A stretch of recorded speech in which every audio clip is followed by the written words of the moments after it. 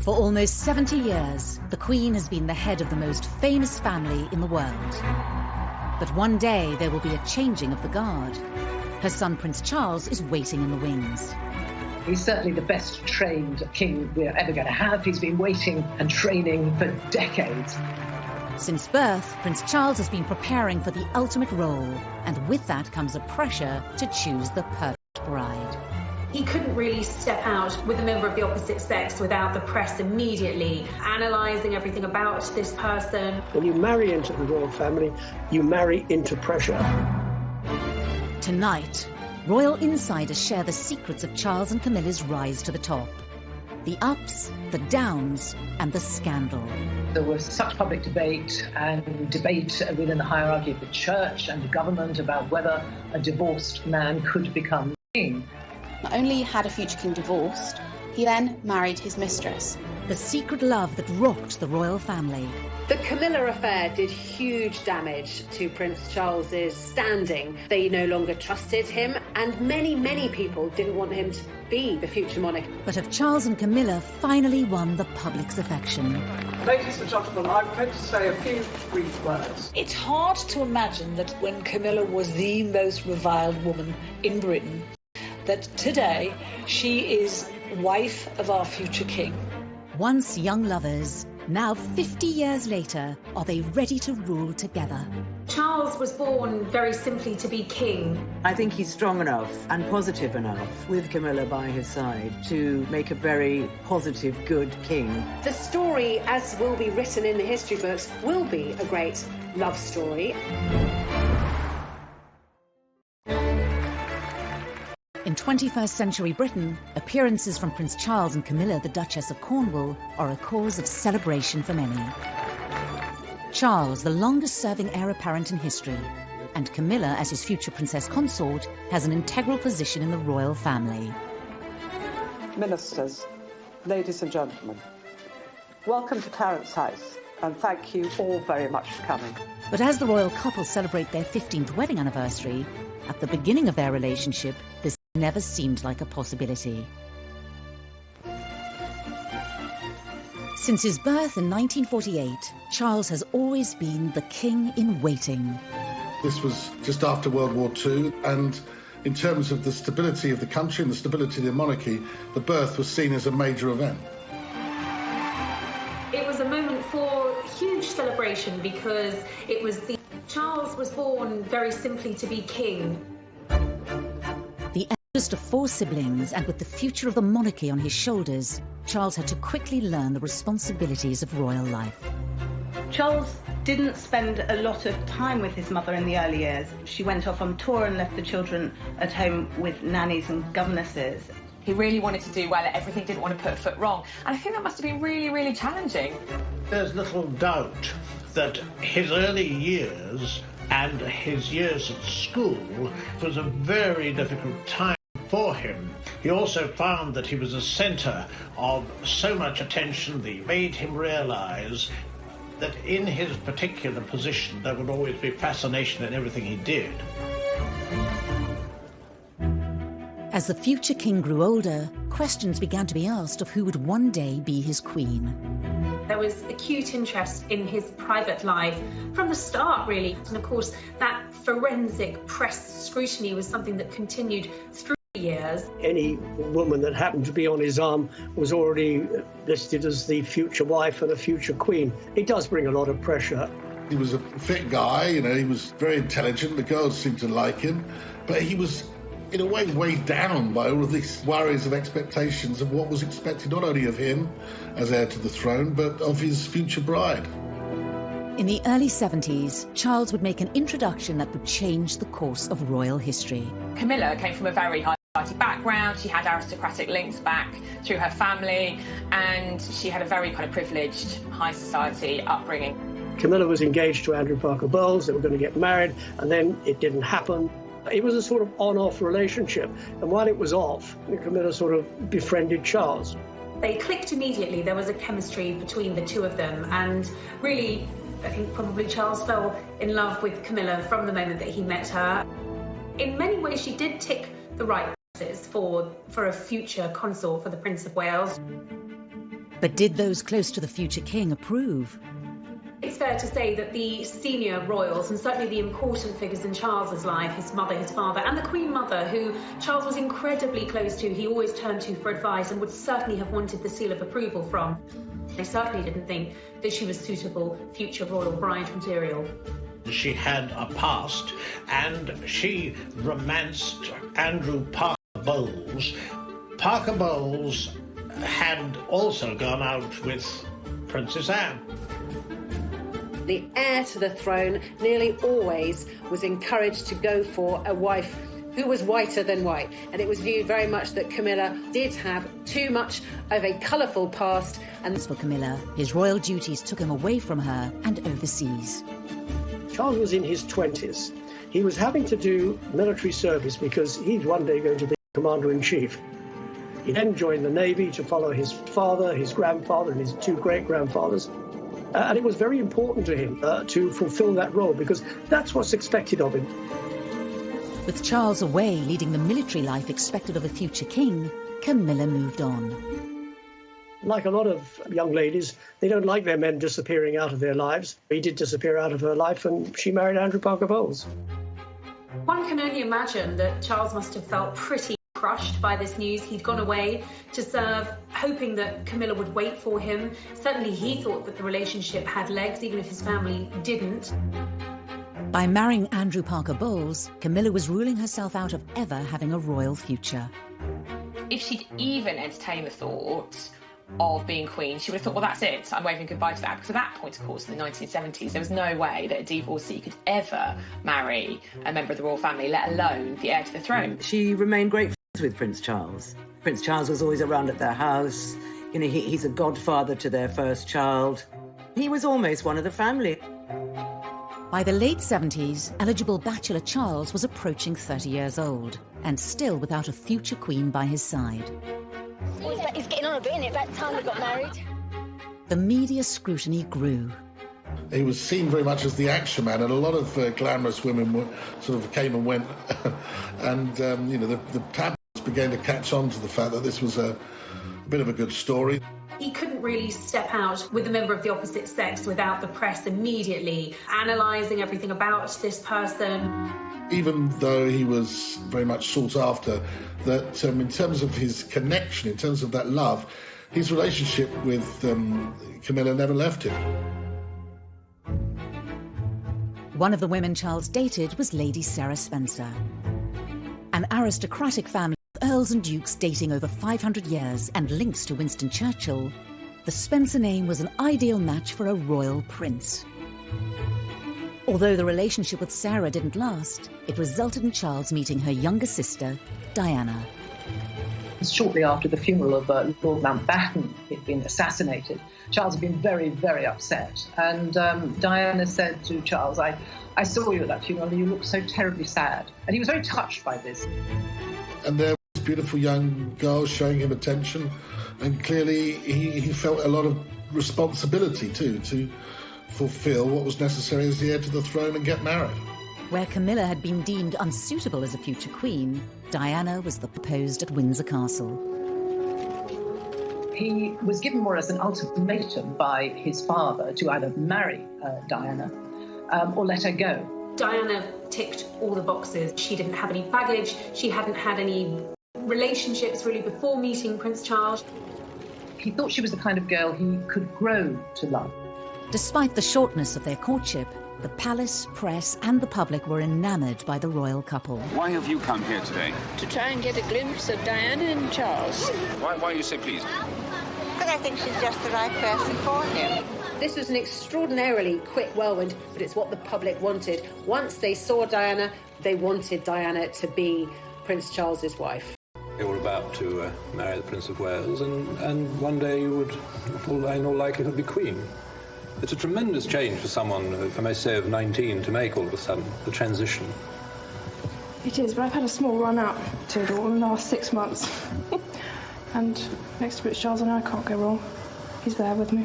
I'm amazed that she's been brave enough to take me on. Shockingly, they'd only met a dozen times before they married. They didn't know each other at all. And I suppose in love. Of course. Whatever in love means. So. Most of the world thought they were looking at the future King and Queen of Britain. Everybody likes to think when they get married that they're going to be married for life. It's a fairy tale. I saw for myself, they were in love with each other at the beginning, but somewhere along the line, it collapsed.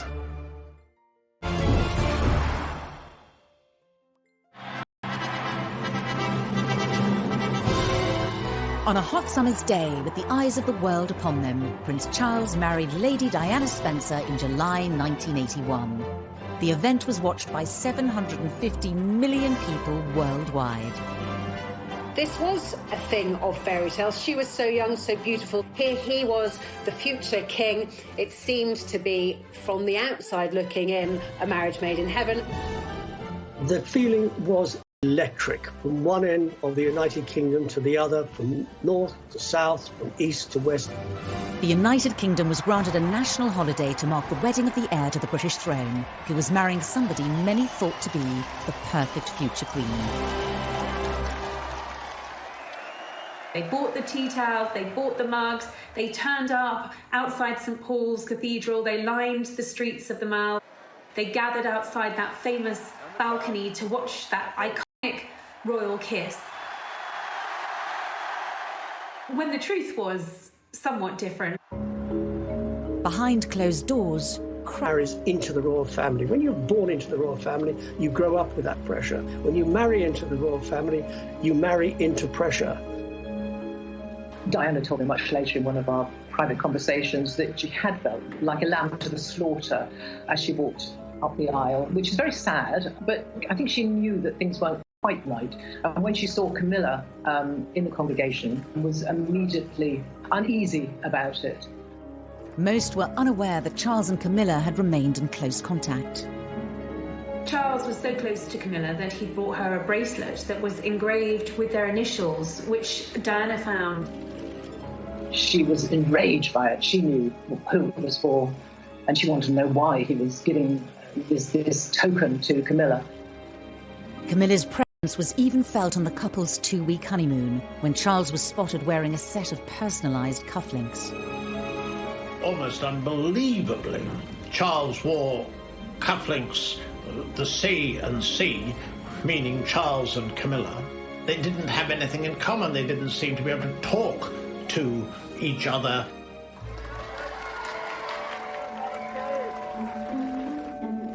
Despite whispers in the press of a rift between the royal couple, within 3 years Charles and Diana had welcomed 2 sons, William and Harry, into the world. Royal insiders pinpoint this as the moment that Charles and Diana's relationship was starting to break down. Charles wasn't the fully hands-on dad that she would have expected, and I suppose that created a distance between the two. She strongly suspected that Charles was still in love with Camilla and hadn't let go of her. Diana felt cut off, she felt isolated, she felt betrayed. Royal tours gave the press a first-hand look at the cracks in the marriage. Diana had asked Charles to come with her to the Taj Mahal, the Temple of Love. And he'd refused. And she was really hurt by that. So she made a point of going on her own.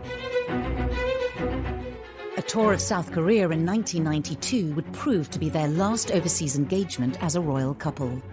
All attention from the British press was focused on any mutual signs of affection being shown between the prince and the princess. They went separately and they left separately, and I think the press really jumped on that and they realised that this was going seriously wrong. But nobody apart from Diana and her intimate circle knew about Camilla at that time. That didn't come until later.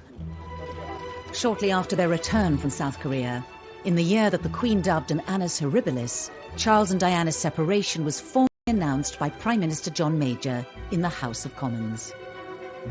To separate. The Queen and the Duke of Edinburgh, though saddened, understand and sympathise with the difficulties that have led to this decision. Charles and Diana were told to continue to carry out royal engagements separately. Diana remained living in Kensington Palace, whilst she also kept her title Princess of Wales. Their Royal Highnesses have no plans to divorce, and their constitutional positions are unaffected. At that stage, bizarrely, they said it doesn't change anything, that she's still destined to be the Queen, which was a bizarre thing to say when you look back at it now. Despite them no longer being a couple, divorce wasn't an option for the heir to the throne. Charles, as the heir to the throne, is the future head of the Church of England. The thought that someone who was going to be head of the Church of England could ever be divorced was complete no-no. The heartbroken public were unaware of the reasons behind the separation of their future king and his queen. What do you think of the news today that she's going to live separately from Prince Charles? She's not. That's the first time I've heard that. First time I've heard that. At that point, there were whispers within the palace, within the press, but nobody really had the full story. But within months of Charles and Diana going their separate ways, leaked phone calls seemed to publicly confirm Camilla's relationship with the future monarch. Tabloid newspaper had somehow managed to get access to conversations between the future king and his lover, Camilla Parker Bowles, which were at best described as intimate, although I'm sure the Queen probably had other choice words for the conversations that were leaked. This, after all, is the future king, someone the nation needs to look up to have the utmost respect for. And here he is, on tape, speaking to his lover, telling her that he wishes he could be a Tamil. The revelations proved devastating for Prince Charles, whose press image had been at an all-time high just a decade earlier. Prince Charles was in Shetland today, doing his best to look as if personal problems were the last thing on his mind, and he avoided all questions about the Camilla Gate tapes. The Charles-Camilla Gate was catastrophic, and it was the beginning of the public's absolute hatred of Camilla, and his standing plummeted as well. People thought he was ridiculous, they thought he was cruel, they deemed them both to be incredibly cruel to have done this to Diana. The leaked tapes were the beginning of a public feud between Charles and Diana, later dubbed the War of the Waleses. Charles and Diana fought each other using friends in the press. This was open warfare. In a rare television interview appearance, Prince Charles sat down with broadcasters. Mrs. Parker Bowles is a great friend of mine. I have a large number of friends. I'm terribly lucky to have so many friends who I think are wonderful and make the whole difference to my life, which would become intolerable otherwise. And she has been a friend for a very long time. During the unprecedented documentary, Prince Charles publicly confirmed for the first time that he'd been unfaithful to Diana. Dickie Arbiter was Prince Charles's press secretary at the time. And I warned them at the time, it would have to be warts and all. You cannot deny anything, you cannot leave anything out, and nothing was left out, because Jonathan Dimbleby asked the Prince of Wales about extramarital relationship. Did you try to be faithful and honourable to your wife when you took on the vow of marriage? Yes, absolutely. And you were? Yes. Until it became irretrievably broken down. He admitted that he had been unfaithful, although he said not until his own marriage had irretrievably broken down, both of us having tried. But that was the headline: Charles admits adultery. To go from a wink, wink, nudge, nudge, such and such member of the royal family has got mistresses on the side or, is having affairs, was quite different to actually hearing from the future monarch, I have been unfaithful to my wife, and my wife is Diana, one of the most popular women on the planet. He was very upset with the negative press, as anybody would be, and it was very negative. It was very vicious. Less than a year later, Diana, still with her Princess of Wales title, retaliated with a revelatory BBC Panorama interview with Martin Bashir. It was an absolute secret. No one knew about this. Very few people within the BBC knew it was happening. I certainly didn't know, as the BBC's royal correspondent, until 24 hours before it was going to go out. In the hour-long interview, Diana laid bare details of her marriage, as well as confirming that Charles had been having an affair with Camilla. Your husband renewed his relationship with Mrs. Camilla Parker Bowles. Were you aware of that? Yes, I was. But I wasn't in a position to do anything about it. A husband who was having a relationship with somebody else? Was a husband who loved someone else, yes.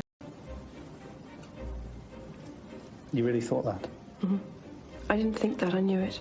There were some terrifically damaging assertions in there. I think the more damaging in the eyes of the palace was that she questioned Prince Charles's desire and ability to be king. Do you think Mrs. Parker Bowles was a factor in the breakdown of your marriage? Well, there were 3 of us in this marriage, so it was a bit... After the Panorama interview, and she was very contrite, she was very sorry that she had done it, but why had she done it in the first place? It was all this sort of attacking each other, getting back at each other. The scandal rocked the royal family. This is not what the monarchy is supposed to be about, and it had become a complete soap opera. The Camilla affair did huge damage to Prince Charles's standing amongst his people, amongst his subjects, the British public. They felt that he had acted disgracefully towards Diana. They no longer trusted him. And many, many people didn't want him to be the future monarch. In the midst of the public chaos, Camilla's marriage to Andrew Parker Bowles also came to an end. Up until that point, Andrew was more than happy to let Charles and Camilla's affair go on, providing it was in private. As soon as it came out into the public and he was presented as this injured party, he couldn't let it go on, and the couple filed for divorce. Could Charles's reputation ever recover? Had his affair with Camilla ended all hope of them ever being together? By this stage, of course, there was no prospect of her realistically, as it was seen at that time, of ever becoming Charles's wife. Charles became very well aware that if he was ever going to regain those things, respect, trust, authority, leadership, it was going to be a slow road back to recovery.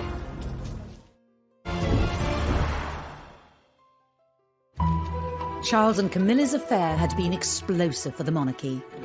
Prince Charles was in Shetland today, and he avoided all questions about the Camilla Gate tapes. The popularity of the future king was at an all-time low with the public, as was Camilla's. So at this point, in the kind of mid-90s, her reputation was absolutely traduced. She was a marriage wrecker, she was a temptress, she looked like a horse. People would spit at her in the streets. Her public reputation that she was a complete evil witch, and she had seduced Prince Charles from his gorgeous wife. She was, I think it's fair to say, the most hated woman in Britain at one point. Charles's relationship with Diana had also sunk to a new low. Things just got so toxic, and they really were toxic between Charles and Diana. They couldn't even be in the same room as each other. And I think it was having a really bad effect on William and Harry. The marriage problems of Charles and Diana have cast a shadow over the royal family. Now the Queen has decided to bring the whole issue to a head by advising them to divorce. There's no doubt at all that as Supreme Governor of the Church of England, the Queen certainly did not welcome the prospect of divorce. But since there was such enmity between the couple, there was absolutely no choice. HRH the Prince of Wales versus HRH the Princess of Wales. This was unprecedented. Of course, Charles, as a future king, is going to be the head of the Church of England. The Church of England does not condone divorce. So this was damaging for the royal family. With all these revelations, with all the press speculation and coverage of a bitter divorce between the couple, no one would ever think of Prince Charles as the next king. He was widely considered unfit to be the next monarch of Great Britain. Charles's position as the future king looked precarious, and his relationship with Camilla was damaging his standing within his own family. He had been so determined to stay by Camilla, to keep her in his life, that he'd alienated not just the public, but many members of his own family too. The Queen did not want the pair of them to be together. She had said time and time again she wanted the relationship to be over. During this difficult time, there was only one person he could turn to and truly confide in. While Camilla was absolutely reviled in England, hated by a lot of people, to Charles, she was his absolute pillar of strength. You know, she was his rock, and really, she was everything to him. Charles was determined to continue his relationship with Camilla and one day make her his future queen. Anyone close to the Prince of Wales, and that included his mother, knew that when it came to Camilla, she was non-negotiable, and Charles made that very clear from the outset. He hadn't gone through everything he'd been through, the public humiliation, the admitting of adultery, not to be with Camilla at the very end of it all. When Camilla was divorced and Charles was divorced, it kind of opened up the possibility of the two of them getting together, but both of them being very sensible people and grown up, realised that this would not be a walk in the park. They would have to do it very gently to ease Camilla into society. If Charles was to keep his throne and one day end up with the woman he loved, he would have to improve his public image and regain their respect. Charles went into damage limitation and firefighting on a level that, frankly, the palace were probably not equipped to do. Charles employed Mark Bolland, a very seasoned and experienced PR professional, to rehabilitate his and Camilla's image. One of the ways he did that was he absolutely befriended all the newspaper editors, he befriended all the newspaper owners, and he gave those editors stories, favourable stories about Charles, about Camilla. And he would feed us little bits of information. He would tell us what Camilla was up to, what Charles was up to, what his feelings were about Camilla. Then Prince Charles and his sons, on their first day together on holiday, appeared, having deliberately and most unusually encouraged the press and television coverage. He was beginning to lay the groundwork for the woman who he wanted to one day be his queen. But in 1997, tragedy struck. We have reports from Paris that Diana, Princess of Wales, has been killed in a car accident. I think that Charles was devastated when Diana died. I think he was racked with guilt. I think also he wanted, as the Queen did, to protect William and Harry. But the monarchy tends to work using precedent. There was absolutely no precedent for the outpouring of grief, which was completely unique when Diana died. But there's no question that Charles' attempts to get the public on side with Camilla were obviously set back. In the face of this national tragedy, it looked like the British public would never accept Camilla as part of the royal family. I think that after Diana's death, I mean, Camilla was abused in the street, was yelled at, she had nasty letters written to her. It was really difficult for her. The size of the challenge that was facing Charles and Camilla was immense, and many people thought it was impossible. People thought if they wanted to be together, they would have to be together abroad, that it could never, ever happen within the United Kingdom. A year after Diana's death, Charles restarted his campaign to introduce Camilla as the woman who would one day stand beside him. But he was met with strong opposition. The Queen was quite clear that she was not going to meet Camilla. She didn't want to hear about Camilla, and it was still a name that really wasn't widely spoken in palace corridors. She, as constitutional monarch, felt she should uphold the standards that she'd adhered to all her life, and should she accept that her divorced son should be with a divorced woman? Should she condone this relationship? Was that what her faith, her religion, she's very religious, would guide her to do? The Queen may have been having doubts, but on Charles's staff, it was decided that they needed to forge ahead with introducing Camilla to the great British public and bring her out into the open as Charles's partner.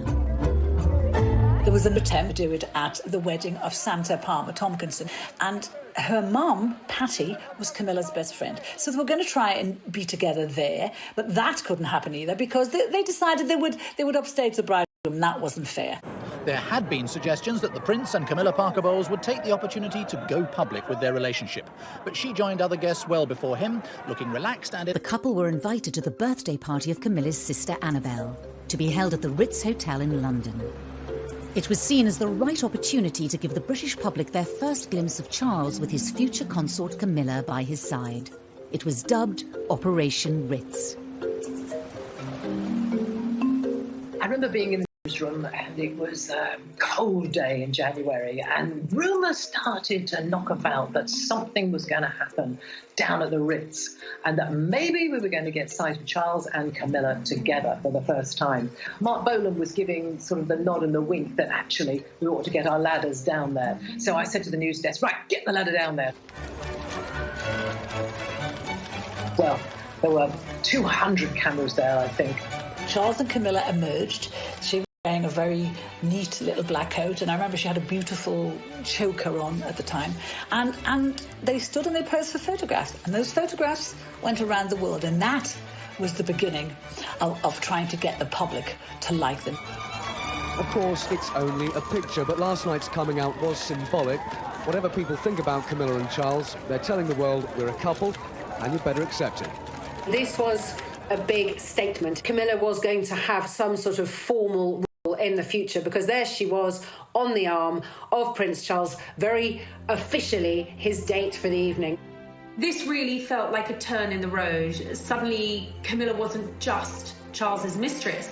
Now she was his companion. Now the press had their first picture of them, it was down to the Queen to give the relationship the seal of approval.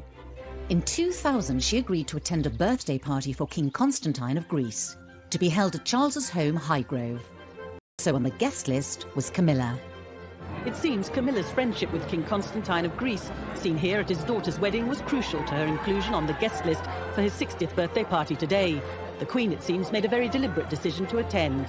As the press officers in the royal family are very frequently reminding me that, Emily, private things remain private. Sometimes private things do not remain private when they want to send a message. And at that particular point, they wanted to show, or at least Charles wanted to show, Camilla had got the ultimate seal of approval from his mother, the head of state, the Queen.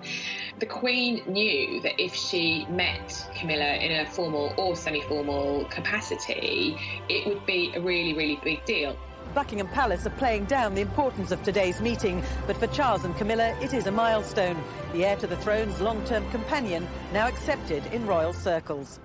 The Queen, of course, would have preferred Charles not to have divorced. She would have preferred him not to have admitted adultery or not to have committed adultery. But she is quite a wasn't going to go anywhere. And I think the Queen then thought, well, we might as well get on with this, and she might as well be welcomed into the family. The meeting with the Queen was absolutely fundamental in the turning point of the public accepting Camilla, because the feeling was, certainly among Charles and his advisors, that if the Queen could accept Camilla and could welcome her into the family, then the public could welcome Camilla too. And that really paved the way for a change in attitude among the public. By the end of the millennium, Charles's popularity had bounced back. But there was still a long way to go for Camilla to be accepted as Charles's future queen.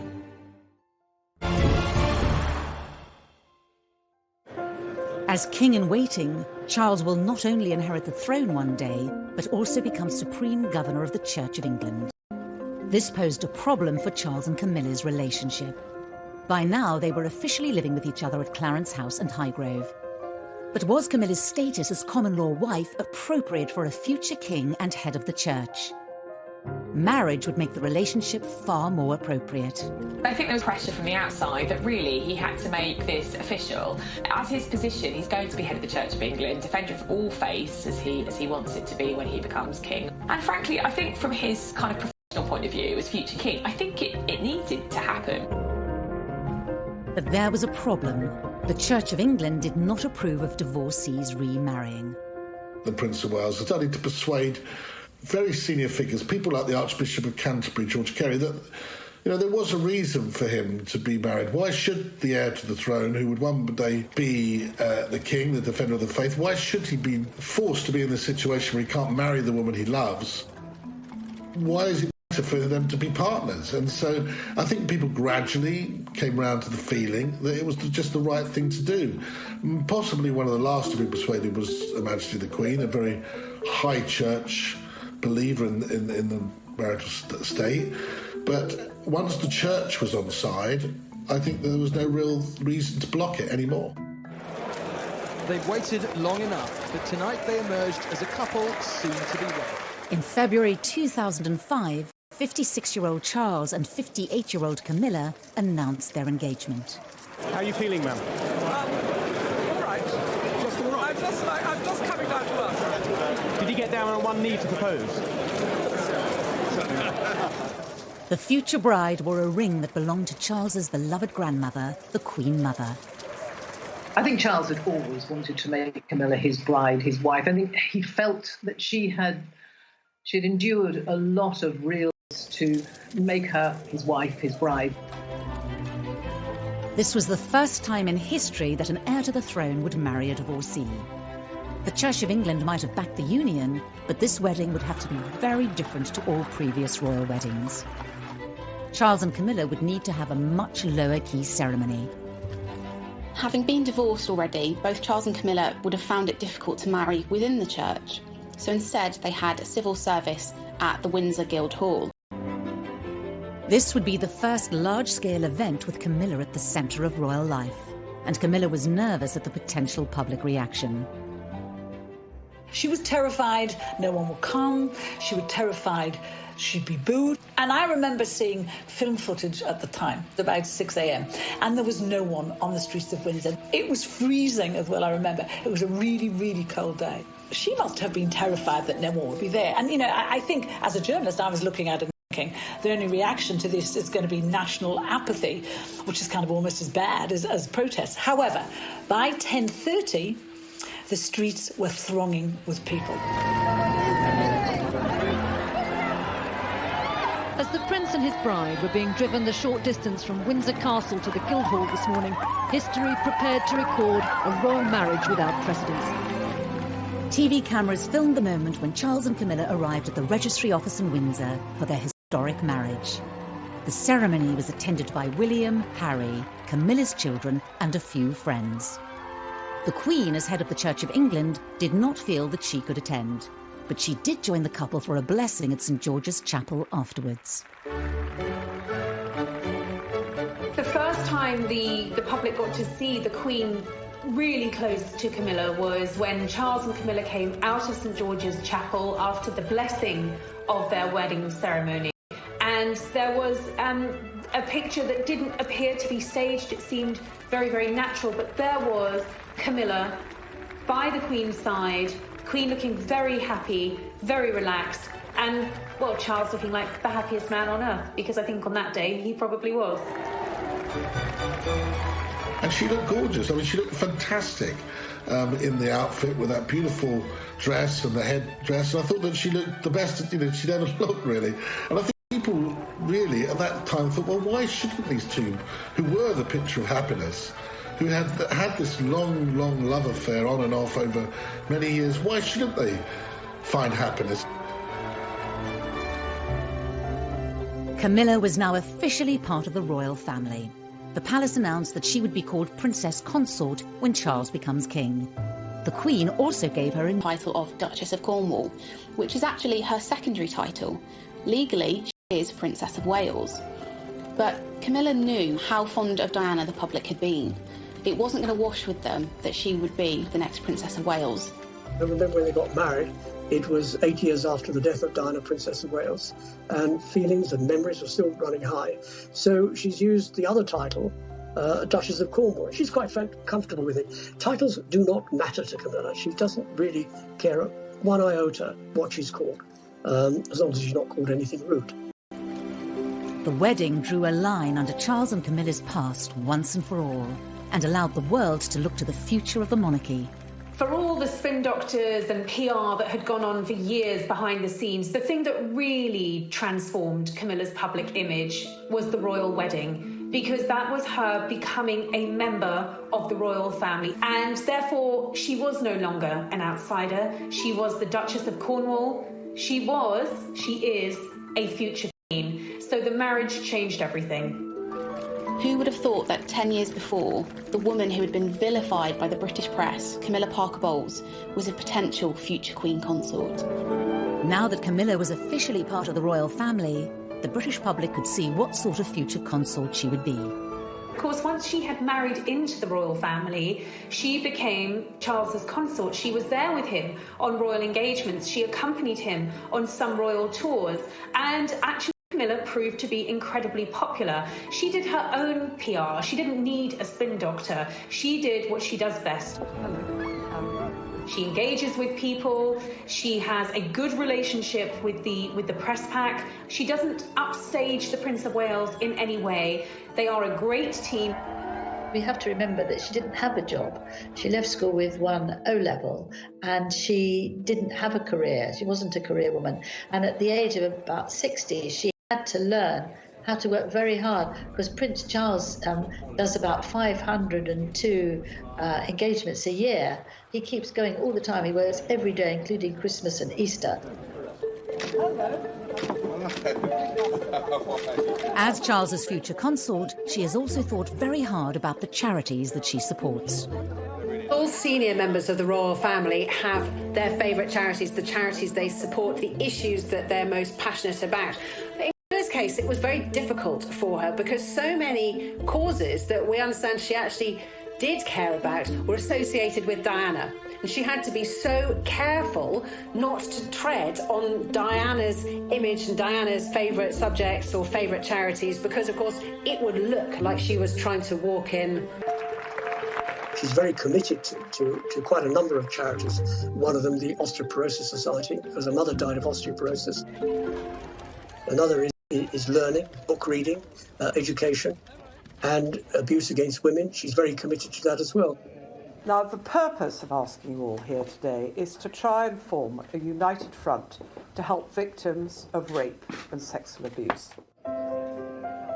I think Camilla is clearly very passionate about the domestic abuse agenda and about making sure that what influence she has, that she has this platform given to her as a senior member of the royal family, that she's not going to waste it and she's not going to throw it away. And I think a lot of people will admire her for that. As the wife of the heir to the throne, Camilla's image has radically changed. We saw a bit of a makeover ahead of the royal wedding, and she lightened her hair, she clearly had a lot of work done on her skin. She was radiant, she stopped smoking, all of these things to please Charles. And her sense of style changed too. Now we were seeing her in far more regal attire, experimenting with beautiful dress codes. She's a great lover of hats. She really wears hats well. We saw her coming out in jewellery from the royal collection. So really emerging as a royal. As Duchess of Cornwall, she suddenly began to scrub up pretty well. And she wore some beautiful clothes. And she's adopted a style which she wears quite pale clothes, which suits her as she grows older. And she's very smart. I dare say behind doors, she probably actually still puts on a pair of wellies and some smelly old jeans and really enjoys dressing down. But she also dresses up very well indeed now. Over the past 2 decades, Camilla's relationship with the Queen has also transformed. Of course, it was a slow burn, and I think that they obviously had to build their relationship. They had to develop that. They have a shared love of horses. They're both outdoorsy. They're both country ladies. It's interesting that when you see Camilla with the royal family, she seems very much at the heart of it. When you see her with the Queen, and they're always giggling, the pair of them, they seem to have a lot in common. And it's just interesting how we've gone from the Queen not wanting her, even as back as 1970, she didn't want her because she was a bit of a gal. And it's precisely because of that now, because she's a bit of a gal, because she's good fun, that the Queen wants her around. At the Queen's Diamond Jubilee, the country celebrated 60 years of the Queen's reign. But it was also an opportunity to clearly show where Camilla was in the royal family's pecking order. When the Queen decided to put saying, this is Charles's wife, she will one day take my place, and she is the future of the British royal family. And that marked such a turning point from the woman who'd had bread rolls pelted at her in the supermarket as the wicked mistress of the heir to the throne. Of course, it's a terrible cliche to say that a picture paints 1,000 words, but that image tells you that Camilla has come in from the cold. That was a very, very big moment for Camilla.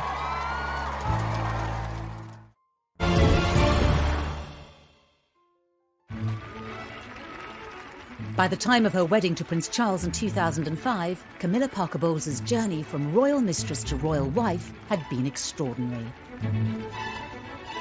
Labelled a marriage breaker by the press and reviled in public, she had fought hard to win her place next to Prince Charles. Whatever people think about Camilla and Charles, they're telling the world we're a couple. Despite her place in the nation's affections and the approval of the Queen, she still had to convince the hardest judges of all: the rest of the royal family, and in particular, Princes William and Harry. Camilla's relationship with William and Harry has always been quite tricky. Diana obviously painted Camilla as the marriage wrecker. For the Prince of Wales, the first proper meeting between his son William and his longtime friend Camilla Parker Bowles was obviously a significant event. The princes were in their mid-teens when their father's relationship with Camilla became public. Harry refused to see her to start with. Harry wears his heart on his sleeve. He was in his teenage rebellious phase, smoking dope and kind of getting into trouble. But with children of her own, Camilla was well placed to tackle the unique challenges of being stepmother to William and Harry. In the early years after Diana's death, all those boys had was Charles. And we all know Charles was emotionally stunted. So they would have needed a woman to talk to sometimes. And I suspect Camilla was very good at fulfilling that role. William first spent half an hour with Camilla, it's now emerged, and they've got together again since. She knows that she's not their mother. She's never tried to step in and be their mother. She has been there to support them when they've needed that support. So what was, in the early stages, a very difficult relationship has grown to become a very close one.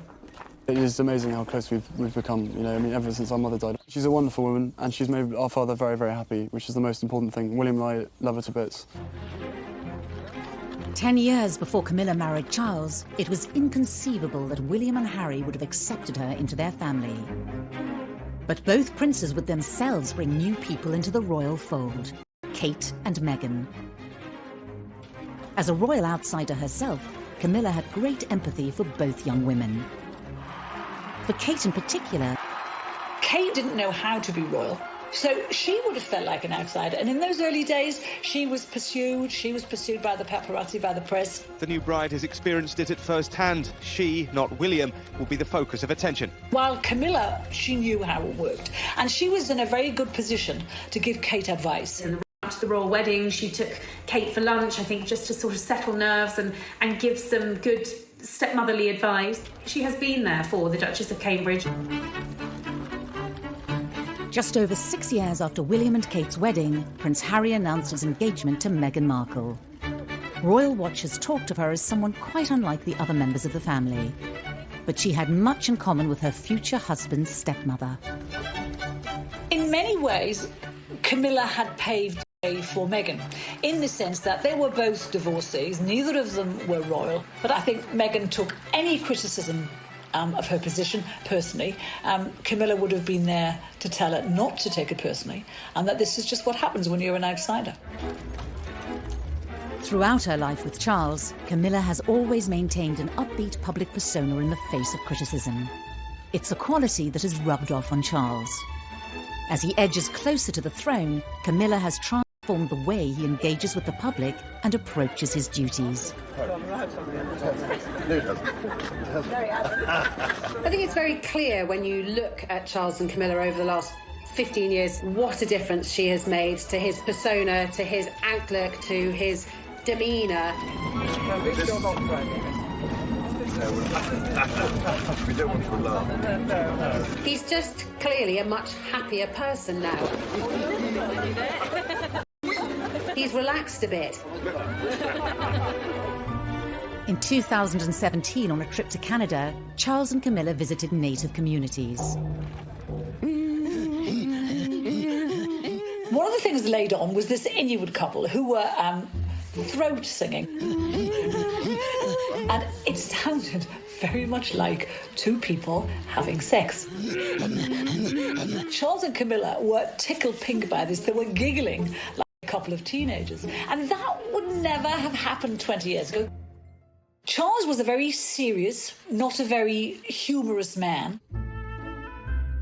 She lights up his life. She understands his moods. She understands how to get him out of those moods. She knows what makes him laugh. He loved that she was fun.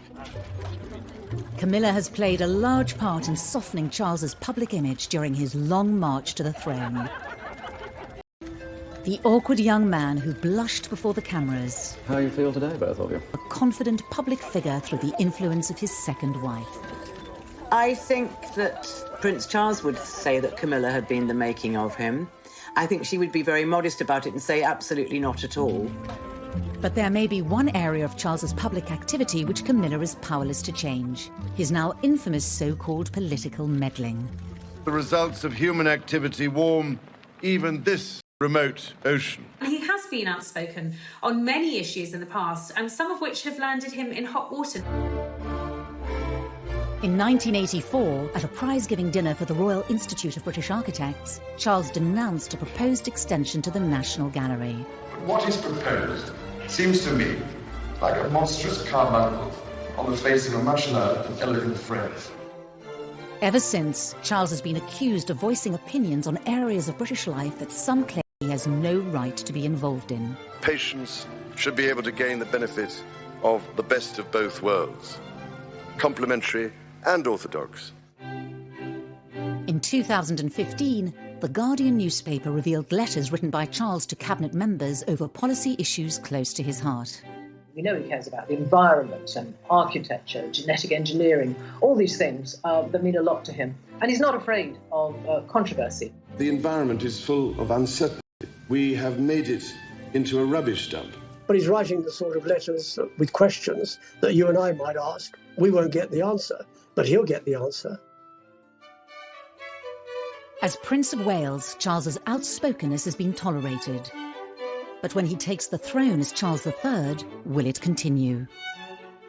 The monarch is not supposed to get involved with politics. It will be interesting to see how Charles handles this, because he's not used to taking a step back. I think we will see him being proactive and possibly even political, with a small p. But I think it does give us an indication that Charles is going to be a hands-on king. But, you know, the monarchy changes all the time. Maybe he will be allowed to do that if he ever gets to be king.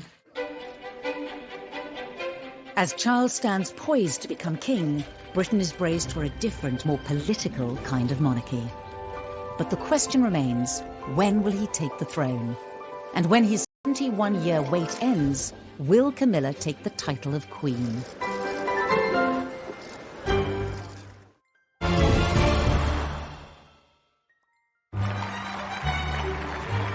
Prince Charles is the longest-serving heir to the British throne in history.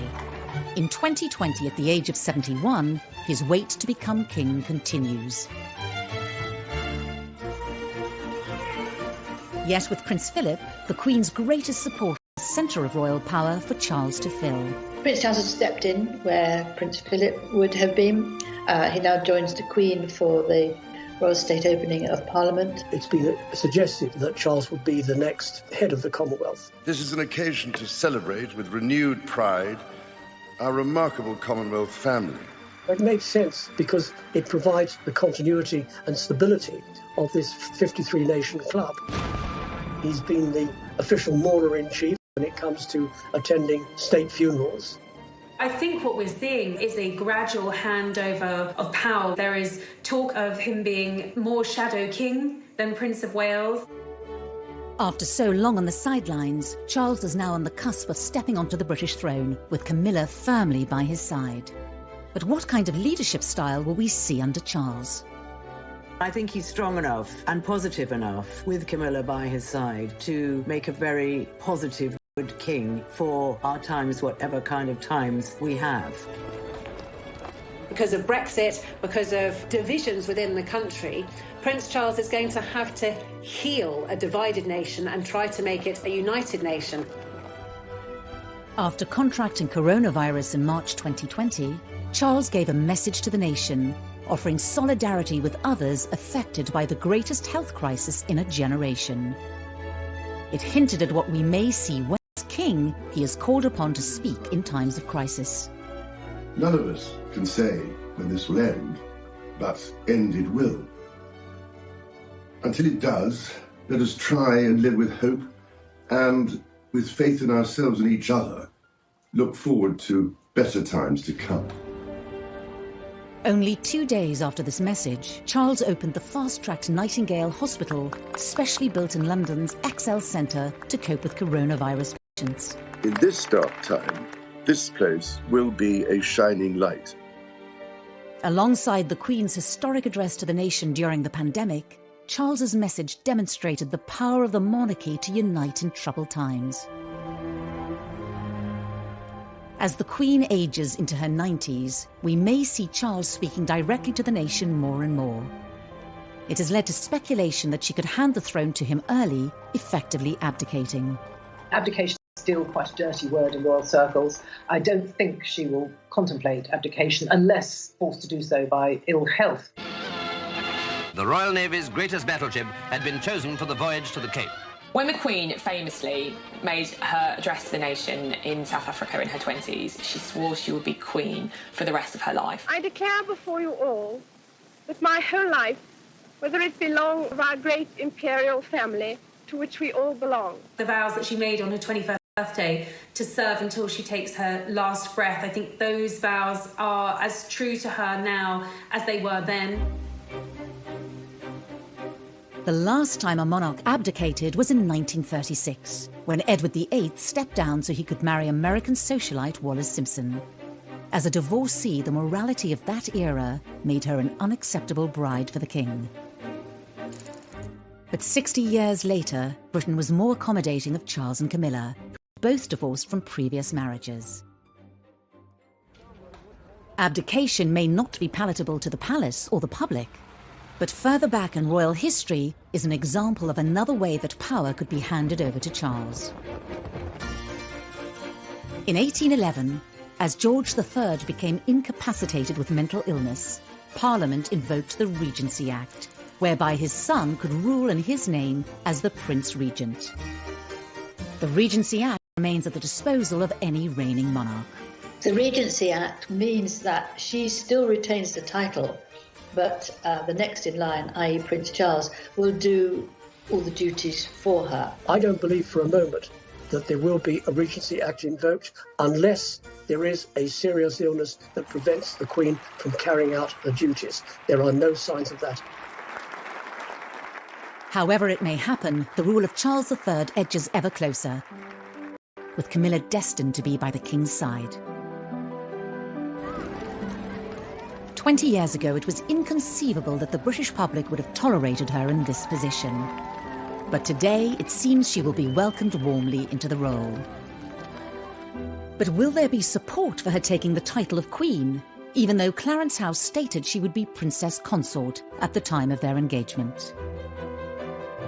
I think after everything that she's been through, all the vile press that she had to put up with, the names, the backstabbing, I think he will want her to be Queen Camilla. There will be some sort of testing the water. There will be focus groups and polling being done to find out if that is acceptable to the British public. I mean, what's a rehabilitation? She was the most hated woman in Britain. She had, tempted him away from his perfect wife and children, and they were having this affair, and it caused this divorce and the scandal of the 90s. To then be crowned as Queen Camilla is absolutely extraordinary. Whether she is called Queen or not, Camilla will be the closest confidant and support for our next king. But who else will be included in Charles's monarchy? They have already been signed. Very clear for quite some years that he wants to streamline the monarchy, and he doesn't want too many members of the family to charge the British taxpayer more than they have to.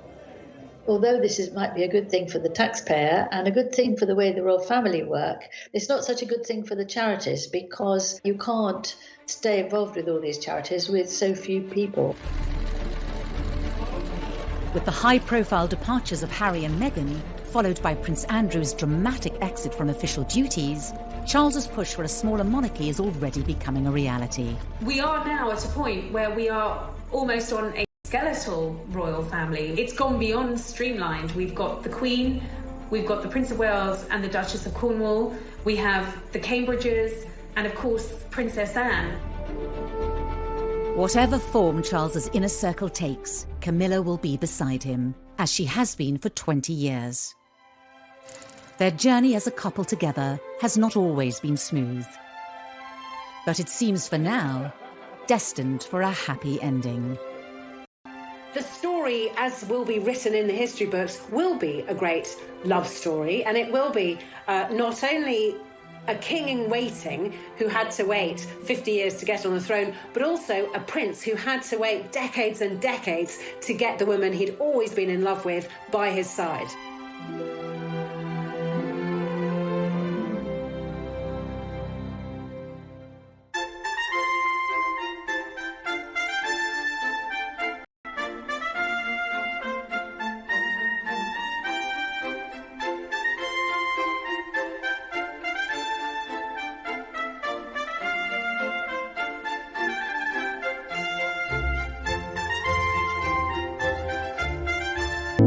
Royals title retaliated with a revelatory BBC Panorama interview with Martin Bashir.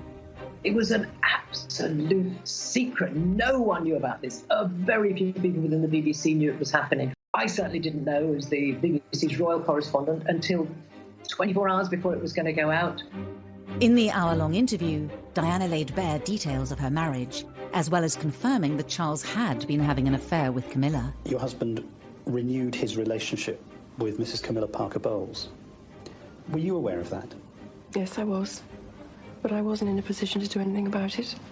A husband who was having a relationship with somebody else? Was a husband who loved someone else, yes. You really thought that? Mm-hmm. I didn't think that, I knew it. There were some terrifically damaging assertions in there. I think the more damaging in the eyes of the palace was that she questioned Prince Charles's desire and ability to be king. Do you think Mrs. Parker Bowles was a factor in the breakdown of your marriage? Well, there were 3 of us in this marriage, so it was a bit... After the Panorama interview, and she was very contrite, she was very sorry that she had done it, but why had she done it in the first place? It was all this sort of attacking each other, getting back at each other.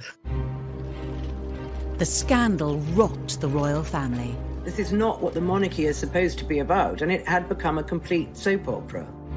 The Camilla affair did huge damage to Prince Charles's standing amongst his people, amongst his subjects, the British public. They felt